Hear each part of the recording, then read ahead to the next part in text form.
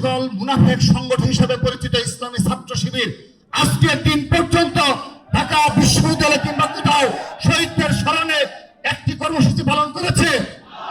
আমরা তাদেরকে আহ্বান জানাচ্ছি, একযুগে একটি কর্মসূচি দেখাতে চাই, যে কর্মসূচির মাধ্যমে আমরা ঢাকা বিশ্ববিদ্যালয়ে তাদের কারা গুপ্ত সংগঠনের নেতাকর্মী, ঢাকা কলেজে কারা, তিতুমির কলেজে কারা, জগন্নাথে কারা, জাহাঙ্গীরনগরে কারা, মহানগরে কারা, আমরা দেখতে চাই। আমরা জানি এ ধরনের শক্তি এখন পর্যন্ত তারা কোনোদিন অর্জন করেনি। সেজন্য গতকাল সারা ঢাকা শহর থেকে, চট্টগ্রাম থেকেও নিয়ে এসে একটি মিছিল করেছে। আমরা দেখতে চাই দিনের দুপুরে প্রকাশ্যে ছাত্র দলের হাজার হাজার কর্মসূচি আমরা পালন করি। সে ধরনের একটি কর্মসূচি দেখতে চাই, যে সকল বিশ্ববিদ্যালয় কলেজে একযুগে একটি কর্মসূচি দেখতে চাই দিনের আলোতে। আজ যারা বিরোধী পক্ষ হিসেবে আবির্ভূত হতে যাচ্ছে, তাদের একজন নেতা কর্মীর নামে কোনো মামলা নেই, খাতার ইতিহাস নেই, বাংলাদেশের কোনো থানায় একটি জিডির ইতিহাস নেই।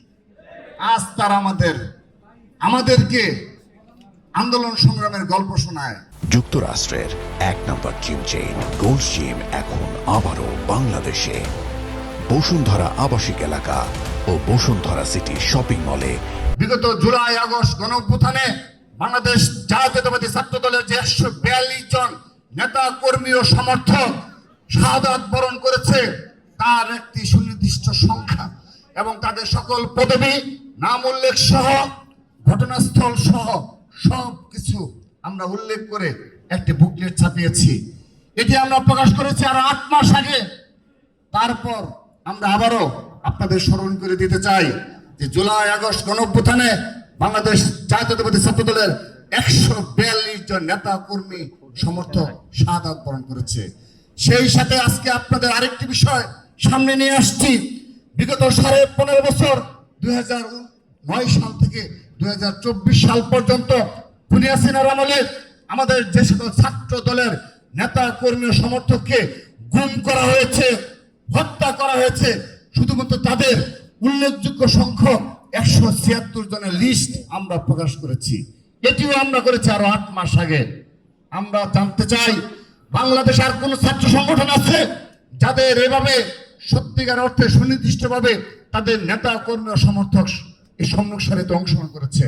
বৈষম্য বিরোধী ছাত্র আন্দোলনের ব্যানারের যারা নেতৃত্ব দিয়েছে, রাজপথের নয়, শুধুমাত্র ব্যানারের যারা নেতৃত্ব দিয়েছে, তারা একটিবারের জন্য আমার এই ভাইদের কথা স্মরণ করে না, একটিবারের জন্য তাদের পরিবারকে সহানুভূতি জানায়নি, একটিবারের জন্য তাদের মুখ থেকে নিশ্চিত হয় না ছাত্র দলের এত সংখ্যক, বিপুল সংখ্যক নেতাকর্মী শাহাদাত বরণ করেছে।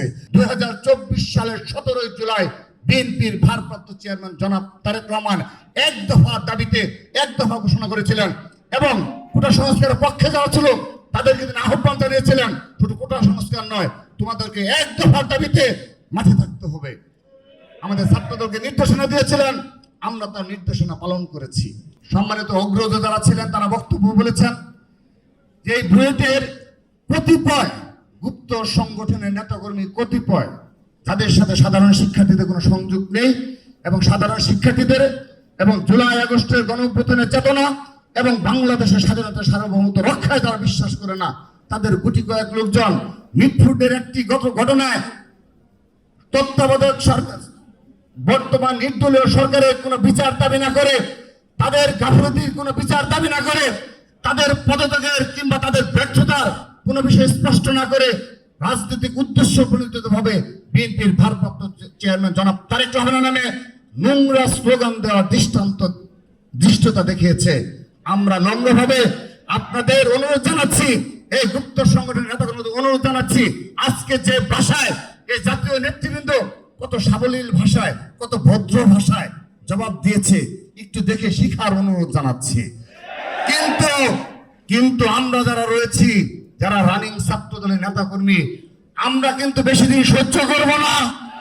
যদি সহ্যের সীমা ছেড়ে যায়, তার যে ভাষায় জবাব দেওয়া প্রয়োজন, ছাত্রদল সেই ভাষায় জবাব দিবে।